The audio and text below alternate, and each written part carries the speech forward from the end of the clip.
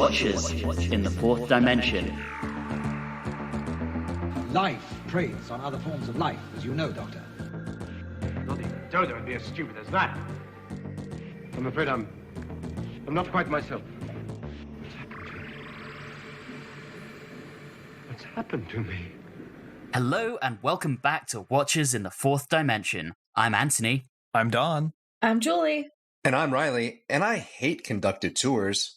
This time around, we're talking about a story that garners very little attention from fandom. It's... oh wow, in my notes I've got the massacre. It's actually the Savages, everyone. The story of pitch to screen for this one is a bit of an unusual one. Ian Stewart Black was already an established writer. He'd worked on shows such as The Invisible Man, Danger Man, and The Saint. However, his children refused to believe that he was a proper writer because he hadn't actually worked on Doctor Who. While walking through the corridors of the BBC, he stopped in at the Doctor Who production office and expressed the desire to write for the show so he could please his kids. With John Wiles and Donald Tosh still there, they encouraged him to pitch a storyline. But by the time he came back, Wiles and Tosh were gone. Fortunately, the new producer, Innes Lloyd, and the new script editor, Jerry Davies, liked his pitch and commissioned a script, making this the first televised story that was actually commissioned in the Lloyd Davis era. Directing this story, we have the return of Christopher Barry. He had, of course, previously directed both The Rescue and The Romans, and he will continue to work on the show into the late 1970s. Musically, we have another return. It's Raymond Jones, who'd previously worked with Christopher Barry on The Romans, and this was actually his last contribution to the show. As designer, we have Stuart Walker, and this was his only ever work on Doctor Who. Outside of this, he had worked on The Further Adventures of the Musketeers, Doomwatch, Paul Temple, and Zed Cars, just like everyone else on British television at this time. With that, it's time to move on to our short summary, which this time around is in the hands of yours truly. With a new production team in place, the show seems to finally remember that it's not actually meant to be supporting oppression and gives us a parable that links energy vampirism and technology to colonial powers stealing the natural resources of their colonies.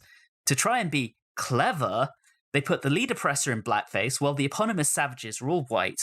Hartnell gets to spend some time rolling around groaning instead of getting his usual vacation, while Stephen actually gets to be the hero, saving the day and going off to fulfill dreams of a white savior narrative at the end. What? I never said they got this one 100% right. That moves us into our discussion of the story, starting with the first episode, episode 1. Yeah, we're really missing those episode titles already. Episode 1 absolutely. is distinctly less metal. It does make them easier to remember That's Does true. it?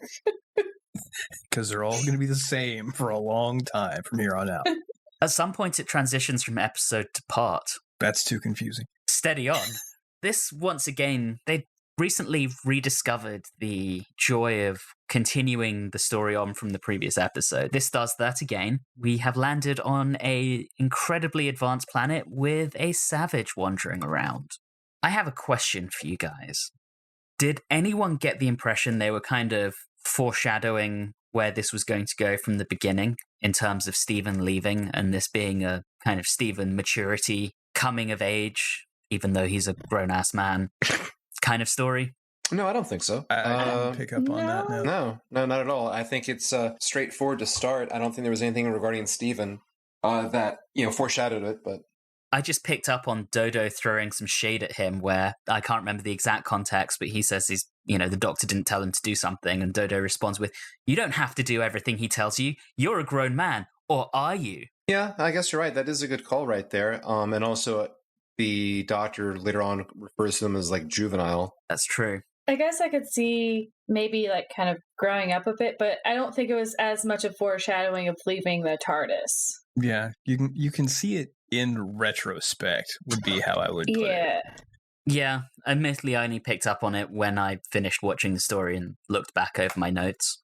What did everyone think about the music? I thought the music was excellent, this serial. Yeah. I love that type of like stressful violin kind of thing. Just, it was really enjoyable. I thought it worked very well throughout the entire serial.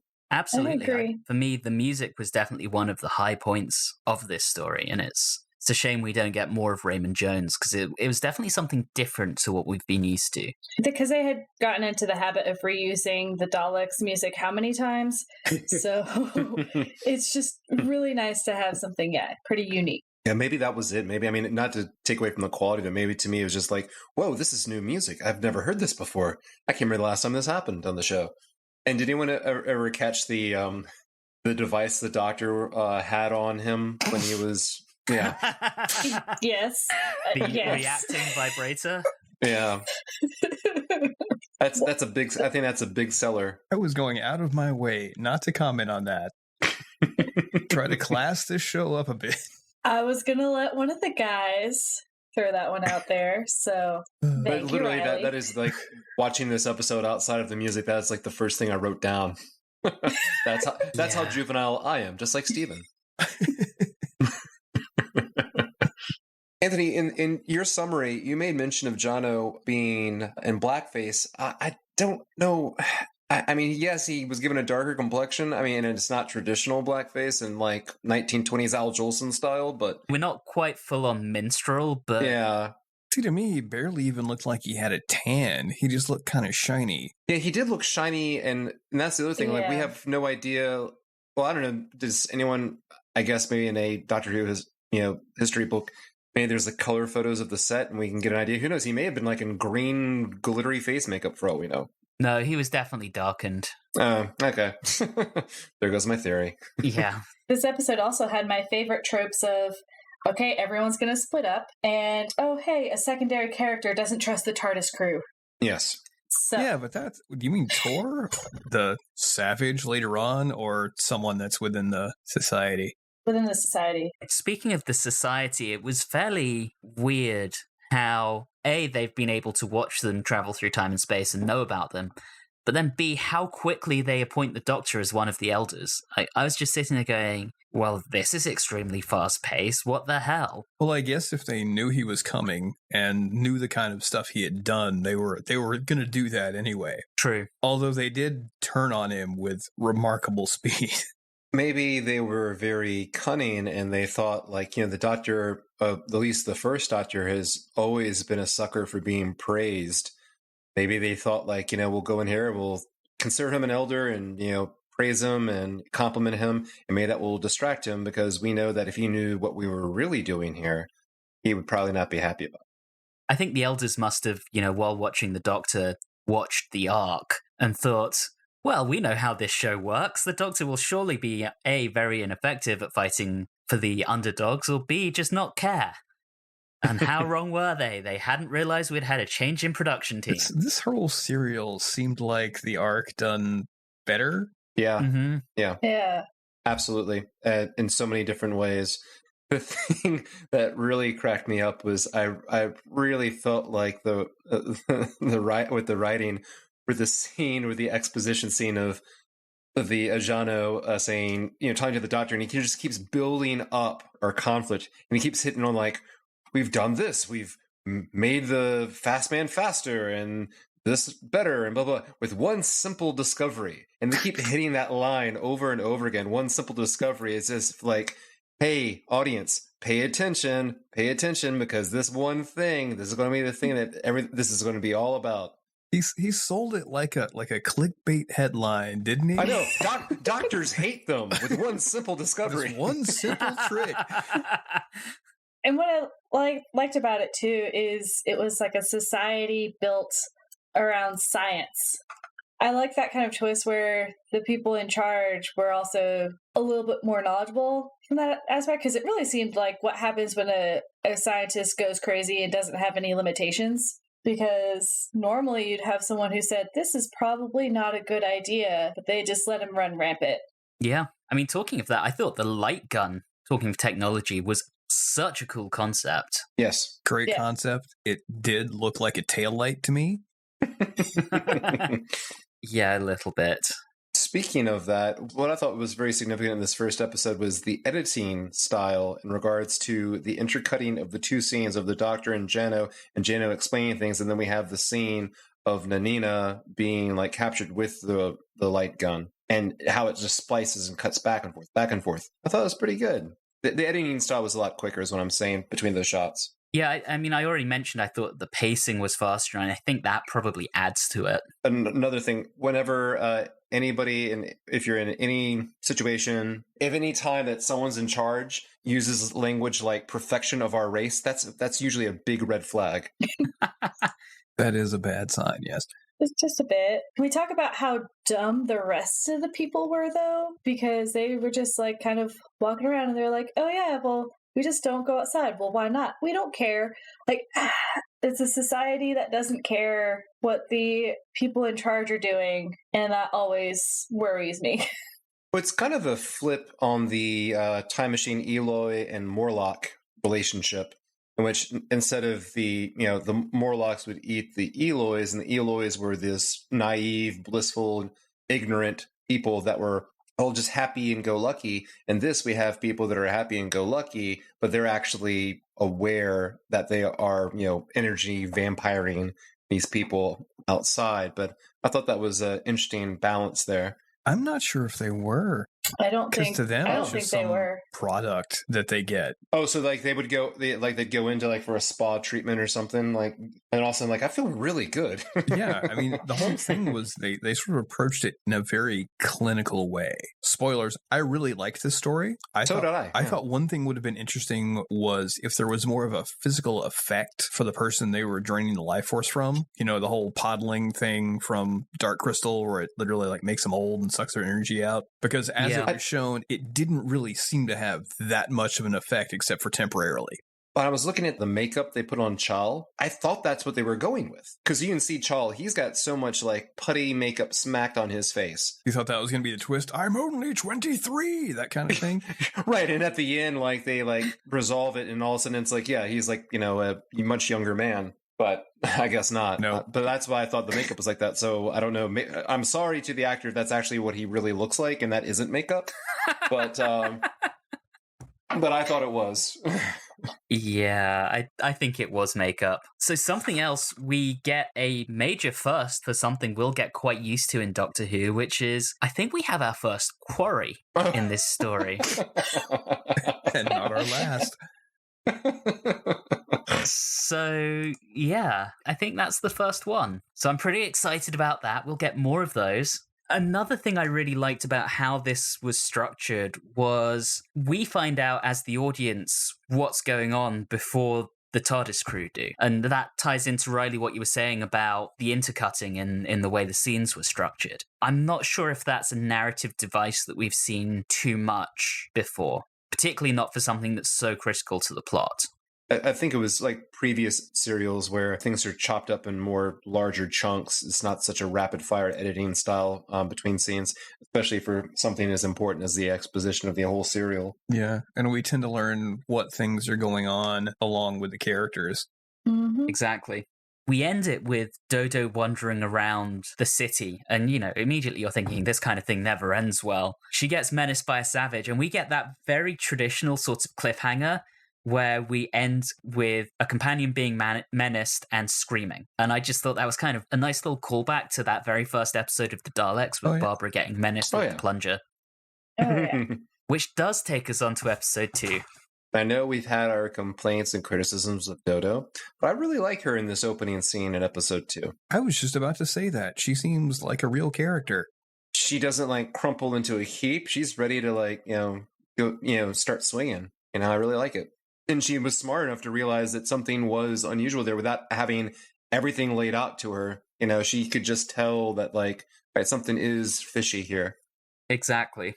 Speaking of that, we do get that wonderful scene to your point of in episode 1 where we've got this special discovery. We've got this little secret, blah, blah, blah, blah, blah. Just as they're about to tell the Doctor the secrets of the Elders, Stephen bursts in and ruins it. Absolutely typical. He didn't know. Yeah. Yeah. He did not. The other thing is, Don, I think it was you that mentioned that the general people are not in on the secrets of what happens. I think this was very deliberately shown in this episode where I think there are 2 characters called Avon and Flower, and they are very much not in on the secrets of what happens behind the scenes to get this energy source that helps them all. I don't think those 2 are in on much of anything. There's that as well. I think that does show that it's not something that the general populace is aware of. But it's interesting to know that they're willing to do that to their own people, not just the quote-unquote savages. Live by the vitality machine, die by the vitality machine, as they say. Exactly. Can anyone give me an understanding of exactly, because I would probably had a better grasp of it if it was not, stills and fragments. It was actually just, full proper video. What are the guards wearing on their heads? It appeared to be styrofoam strips.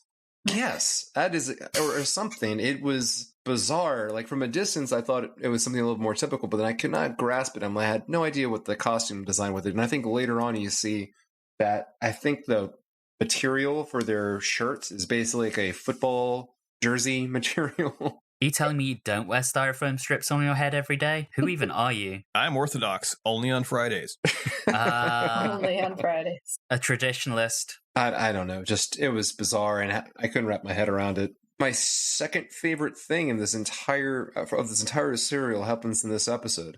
And that's when we get a loud, shouting, moralistic doctor. That is always my favorite kind of doctor in Doctor Who. And I feel like Hartnell really gives a real good shout when he becomes fully aware of everything. I thought he was really going to stand his ground there, and he just kind of folds though. Yeah, I think so too. But I mean, I think he also realizes that he doesn't really have the force capable of fighting or defeating them at the moment. So he's just going to scold them instead. That's true. Speaking of that, the attitude of the elders and that the savages are not worthy of humanity, by very consciously placing the Doctor on the other side of that argument and having that dichotomy, it feels like the show has got its kind of progressive edge back, and that to me comes across as a very explicit anti-colonial, anti-racist statement. It very much is a total flip on the arc. Yeah. Maybe that's part of the reason why I really liked this episode. It felt like more in line of your traditional, the traditional type of values you would expect from your mid-60s, sci-fi television. This is exactly the type of thing you would see on a Star Trek episode from the original series. Oh, definitely. I like they're using the technology to steal the life force. Just the overall plot was very cool. You keep mentioning the idea of it being anti-colonial. But has anyone ever thought about maybe they're making a statement about capitalism as well? Because when you think about Avon and Flower, I could not think of two people that more represent consumerism more than them. I think if they wanted to go really anti-capitalistic, the savages would have been paid for having their life sucked from them, but only a very small amount. True. I mean, maybe there's a statement there on consumerism as opposed to capitalism. I think there's a subtle difference there. So you could maybe make an argument on that. I also love how they justify certain things, like saying that they were exploiting people as if it were a good thing. And it was very bizarre argument to hear.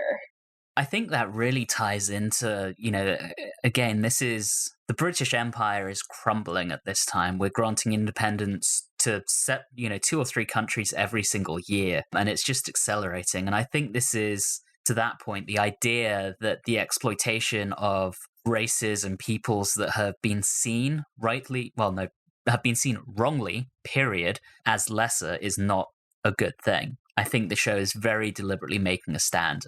But they were savages was basically British foreign policy for a long time. Claim this land for the British Empire. Can't, I live here. Have you got a flag? to quote Eddie Izzard.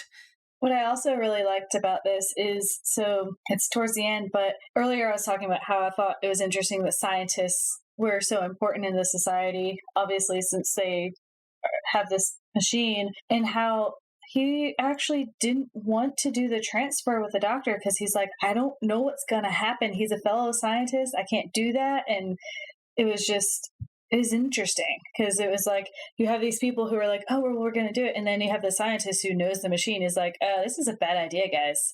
There was depth to that character because, usually in a situation like this, he would, in a more hokey kind of script, that character would be wearing goggles and laughing maniacally and throwing a lot of switches instead of being like, whoa, we never done anything like this before. This could totally go belly up. This is a bad idea. So it was good to have that kind of that depth of character for him. There was very little mustache twirling as far as the bad guys go.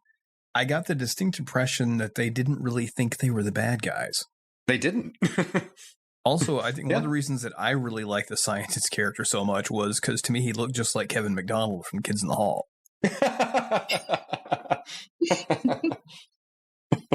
That's one way to look at it.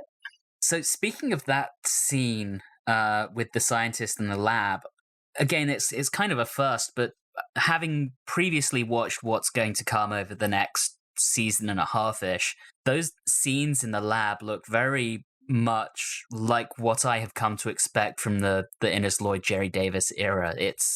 There's a certain aesthetic to that this really seems to be the genesis of. So I think you guys are going to see more of that aesthetic as we go along.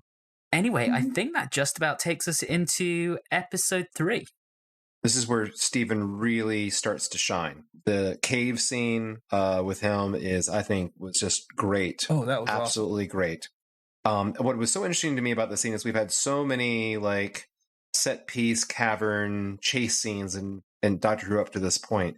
But what I found so interesting about this one, this was, not your typical kind of, being chased by the bad guys kind of scene. It was a set up, stand up and fight situation, which I thought was really, really interesting, was how in this scene, Chow is like completely just at a point, just resigns. He's just like ready to give up. And I thought that was a really, really good depth of character there, because it just shows that for a population of people that have been oppressed by this system for God knows how long in this storyline, it would make so much sense for him to like give up so quickly and resign himself to it, because that's just, unfortunately something that just happens. Yeah, he just saw the guard and just started to shut down, basically. Yeah, absolutely. It's almost like a form of conditioning. You're so used to seeing brutality or what have you that even just the sight of the perpetrator just causes that mental reaction. Yeah, I know that there's been a lot of debunking of the Stanford prison experiment, but that experiment does document that the people that were being treated or that were abused, like they eventually started to actually, instead of fight back, they just resigned themselves to it completely, and would do things like turn themselves in and stuff, just really messed up stuff. And I thought that was indicative there, and I thought that was really, really interesting. And then of course we have, on a lighter note, we have Stephen with his mocking tone. We're going to change all that, soldier boy. He was kind of badass here. I liked it. He really just had a lot more character in this episode. And what I liked is there was a moment where he could have opted for physical confrontation, and he still held himself back for some of it. So it was just interesting, because usually Stephen would just be, do whatever what he thought needed to get done. And they just gave him a little bit more varied reactions, which was nice. He's usually a bit more of a chameleon. Yeah, he is. And with this, he really he stuck up for himself. He, defended the native populace. It was really cool. I actually think it's a real shame that they decided to get rid of both Stephen and Dodo at this time. I mean, they finally got some character in this story, and this is Stephen's last story. Spoilers, sorry, and Dodo's not far behind him. I think that's a real shame. I think the Dodo part is more of a spoiler, because we saw Stephen leave at the end of this one. Well, I mean, I think I mentioned last time around that their contracts were not being renewed, so not too much of a spoiler. Spoilers for Anthony. what you just watched. I haven't seen Dodo leave yet, Anthony. Some of us haven't watched all of Doctor Who. I'm not telling you when. That is true. I mean, we all know that she's not still on the show now, is she? No. I was going to try and say something funny and just decided against it. No. It's just written by someone we refer to as a Dodo. It's very different. Was that what you were kind of going for? No, but because I'm here to help. Yeah, exactly. No, but I'll take it. So did Hartnell decide to get more time off for this episode in particular? Because I'm trying to remember if he actually does have any screen time whatsoever in this episode. He does at the end. He shows up, he groans a lot, and that's his contribution. So it's like they didn't even send him on vacation this time. They just sidelined him. And did anyone else get really, really worried when we thought we were about to have a Freaky Friday scenario? Oh, did you think they had completely switched? Or, I mean, yes, I mean, or something like that, because it felt like they were going in that direction. I was like, oh, please don't do that. Though I have to admit, the actor that played Jano did a decent job of impersonating Hartnell. See, I thought that they were going with a very interesting, it could have been an interesting way of replacing Hartnell if they had wanted to go down that route. Basically, his vitality is so strong that he would just take over Jano completely. That would have been an interesting way of doing it.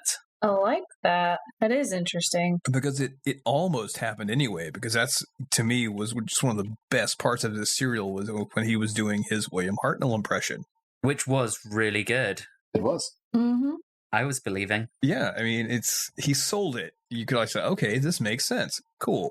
The actor who played Jano, Frederick Jaeger, he did some phenomenal work at mirroring the inflections of Hartnell and, the and I think he was clutching his lapels through it as well. I mean, he did a great job there. Old a lot of people, my dear boy, that kind of stuff. Exactly. Now, that would be hard to keep up for an extended period of time. Oh, yeah, that would be tough. There's that to consider. I think we're on to episode 4. Almost. There's another little mirror to the Daleks at the end of episode 3 that I really liked, which is Stephen trying to hold the door open as it's closing. Remember all those glorious scenes with the Thals doing that? Mm. And here we have Stephen doing the same thing. One of the things I like is this, intentionally or not, this has a lot of little callbacks to some of those first stories. And that's just something I really enjoy here. And that does bring us into episode 4. I like to call the machine smashing episode. Where amazingly, the insurance allowed them to do that without wearing goggles. It was a different time. If this had still had individual episode titles, would episode 4 have been The Machine Smashers? I think it would be called just Rage Against the Machine. Ooh, I like it. Which works on 2 levels. All right. Anyway. Wow. Savage. Ooh, we know who the savage was. It was Julie the whole time. So we go back to the caves, and I think predominantly it's because the Doctor is just not himself, so they don't go back to the TARDIS. I'm always kind of interested whenever they seem to have an opportunity to go to the TARDIS, and then they don't. So I try to figure out why they didn't do that. This is another episode where I really, I know we've already talked about it, but I really enjoyed the use of the music. I've even written it in my notes again. It is absolutely strong throughout, and it works, and it holds for like every different type of like tone they're trying to hit with every single scene. It was thoroughly good. Plot-wise, I mean, it's very obvious that Jano is becoming more and more like the Doctor after his absorption of some of the Doctor's energy. And I think there's even a line about how Jano has absorbed dangerous ideas from the Doctor. Was anyone else getting kind of a vibe of counterculture at that point? The idea that the effect that radical thinkers can have on orthodoxy, and how effectively there's an enemy within, and all of those kind of stereotypes and tropes. I did not pick up on that, but you're absolutely right. That works very, very, very well. And I think once again goes to the point of story in which, maybe it's from my perspective of not experiencing the colonialism of England, but like I said, I just see an anti-capitalistic message here, and with this was definitely, as you said, an anti-colonial message. And you're right, it definitely has like they're getting into our minds, these damn commies. They're manipulating us.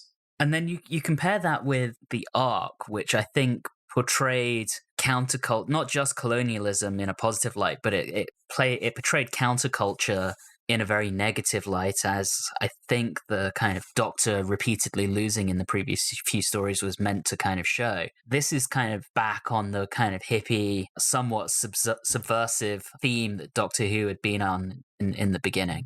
I really like the fact that this is almost getting back on the original message. I think it's one of the things I enjoy so much about this episode, outside of and there's the theme, the subtext, then there's the art, and there's been times recently where I've like for the arc, I liked the art of it. I didn't really like the subtext of it, but I enjoyed the art of it. Mm-hmm. But this is one where I enjoy both. Yeah. So are we going to talk about the big goodbye now? We certainly will. I was just seeing if I wanted to talk more about the destroying of the laboratory, but... Yes, go for it, Julie. Do it. I loved it. I loved how there's a few bits here and there where they have the actual film. And I love how like they do an aside with Dodo and the doctor and they like stop destroying things, chat for a second, and then go back to destroying it again. You gotta pace yourself. I thought that was really funny as well. I love when things like that happen because I love the asides that happen during things like that when there's a lot of chaos, but we take a step back and see something else. So, and it's not just the Doctor and Dodo. Jano and Charles are doing the same thing. They're talking about the future and that they need a new leader while they're also smashing up the lab. It's just so brilliantly done.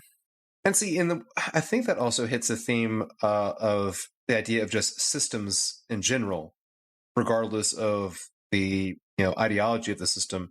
Because here we have Chal and Jano together destroying the machine that that helped create and form the system that they were both a part of.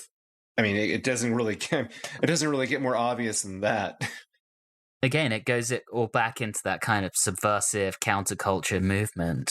I think it's brilliant. So moving on, we mentioned how Jano and Charles said they need a new leader. Well, guess who they pick? Dodo. So would have been a better goodbye.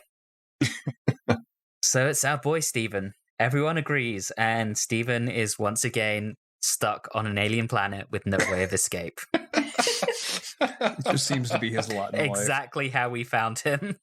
Yes, but he gets to be put in charge, so he doesn't have to listen to the doctor anymore. And also, the leaders on this planet typically have beards. Yes, the beard comes back. Headcanon accepted. I wish we'd got Stephen back later and that he'd had a massive beard. The one thing that I really noticed was that this is really, I think, the first time the doctor really willingly left someone behind. Arguments can be made about Susan and Vicky, but I really don't think that he 100% wanted to leave them. But I feel like he was like, Stephen, this is your calling. This is what you need to do, and willingly left him. Yeah, I agree.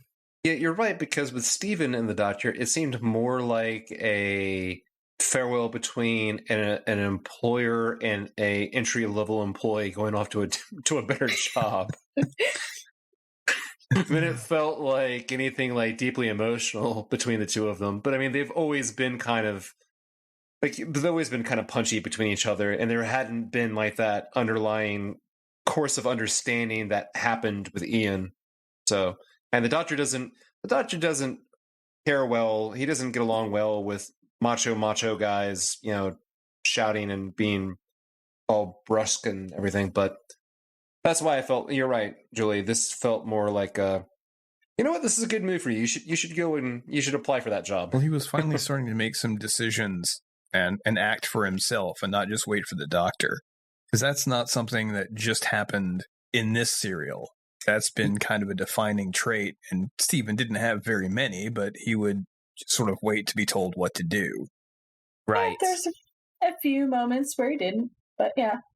I think at times, though, I feel bad for Peter Purvis, because I think at times he really acted his socks off. You look at Dalek's Master Plan or The Massacre, he did such a good job, and yet his character was so underserved. And I hate to keep beating this drum, but I really feel like that was the fault of Tosh and Wiles. They wrote Dodo out, not Dodo, they wrote Vicky out because they didn't like her. Then they didn't know what to do with Katerina. They didn't know what to do with Dodo. It feels like they didn't really know what to do with Stephen. And now we're saying goodbye to Stephen because of the failings of the previous production team. I would just like to point out that wasn't me. That was Wiles bashing. Yeah, it was me for a change, but I feel like they just didn't handle these characters well, and it's such a shame because Peter Purvis was so good in this role. Peter Purvis was really good at being whatever they needed him to be in any story to make it work. I mean, if they needed him to be a singing cowboy, he could be a singing cowboy. That's very true. That is very, very true, my friend. He probably was, because Barbara and Ian always had like a specific feel to them. You know, Barbara made stuff happen. Ian, you know, had that fun game with the doctor of just like, you know, we're just gonna like rub each other the wrong way, except in the best way. But yeah, Stephen just kind of seemed a little all over the place in all of his stories. Well, we'll move on, and as the doctor said, we mustn't look back. All right, let's move on to our metrics. Start out with the camp count. Any nominations? I thought Tor was a little over the top. The one that was just constantly angry. I referred to him during my watch as Tor Loser. Fantastic. Yeah. So do we want to give it a 1? We'll give it a on 1, the camp count? just for him alone. And a new one added today, Quarry Watch. This gets a 1, for we have our first instance of a quarry. Yay! Can we call this the Quarry Query? No, because I can't say that. I know, that's what I want to call it. The Quarry. I can do it. Hey, I can there do you it. Okay, time to rate the story. Julie, you get to start. So I do agree with all of you that this was a much better story than the arc and what it was trying to accomplish, because they were very similar and yet very different in the story that they were telling. Pace was really good. You know, nothing seemed too over the top. Nothing seemed too, crazy out there. The music was good. Stephen leaving made sense story-wise. It just didn't seem to come up out of the blue, really. I will probably give it 8 dead-end cave tunnels out of 10. All right. Reilly, you're next. I love this one. I absolutely love this one so much. It is wonderful. Like I said, and everyone else agrees. The music, great. The acting, I think one of the things that's so enjoyable is everyone gets a really good moment where they stand out. Stephen has his scene in the cave as well as his goodbye. Dodo has her fight in the laboratory as well as the smash in the laboratory. That sounds really bad. The smashing of the machine in the laboratory. And the doctor is great, and the actor that plays Jono is great. The writing is wonderful. There's depth to all the characters, even the very small minor characters. I would say that it's just and I love the theme and the message. It's wonderful. It's everything that I look forward to in a Doctor Who. And there's moments of terror. There's moments of that are absolutely terrifying. It's just absolutely wonderful. I really, really enjoy this one so much. So I'm going to give it 8.5 reacting vibrators out of 10. Oh man, you stole my count. I'm next, and I feel equally positive about this. For me, this is really the show getting back on track. The show is positive. It's returned to its roots of being slightly anti-authority. And everything Julie and Reilly, you guys have said about the performances, the writing, I can't help but completely agree with. So for me, this one is also an 8 light guns out of 10. Don, over to you. Seems to be a pattern because you just basically stole what I was going to use as my metric number. Sorry. I'll see if I can think of something as I go along. I think this is once again one of those really weird situations where we're all basically in agreement. And I was afraid I was once again going to be on the outside defending this story. I'm glad that's not the case.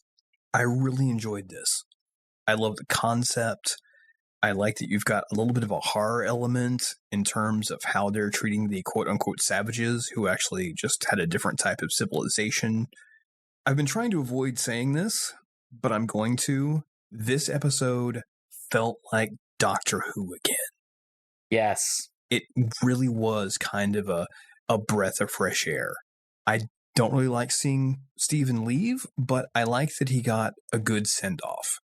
He's going into another life, and he's going to use what he's learned. I think that's great. So I'm going to give this 8.5 not very savage savages out of 10. Excellent. That gives a story average for this one of 8.25 out of 10, which means it is our highest rated story of this season and our highest rated story since the Romans. Oh, yeah. Wow. We love this. So, question for you guys. Would you rather have this one back or the Mythmakers? This one. That's a tough one. That's a good question, because part of me is like, I love the story so much, but the campiness of the Mythmakers, oh, dear Lord. To see the performances like actual with motion, that's tough. I guess just because it's such a good story, I guess I'd go with this one. Julie? There's so much, again, movement, fighting. I probably would have understood that it was more of a comedy a little bit sooner if I had seen some movement and the expressions that people had for the Mythmakers. Whereas this one, even without having the visual cues, it was still a good story. Yeah. So I would probably visually need the Mythmakers a little bit more to enjoy that a little bit better. I think you've just summed up how I feel, Julie. I think that I would love either of them back. I mean, I'd love any story back, even Galaxy 4. That brings us to the end of our discussion on the Savages. We'll be back next time when we have even more Ian Stewart Black, because, hey, he did one great one. Let's bring him on for another. In the meantime, all of our previous episodes are available on your favorite podcasting app. You can interact with us on Facebook, Instagram, and Twitter at Watchers4D. And as a reminder, you can email us at watchers4d@gmail.com. Additionally, if you like what you've heard, please leave us a review. It really helps us, even if you're just rating the show and not actually writing anything, really helps us keep the show going. So please do that. But for now, thank you very much for listening, and have a good one.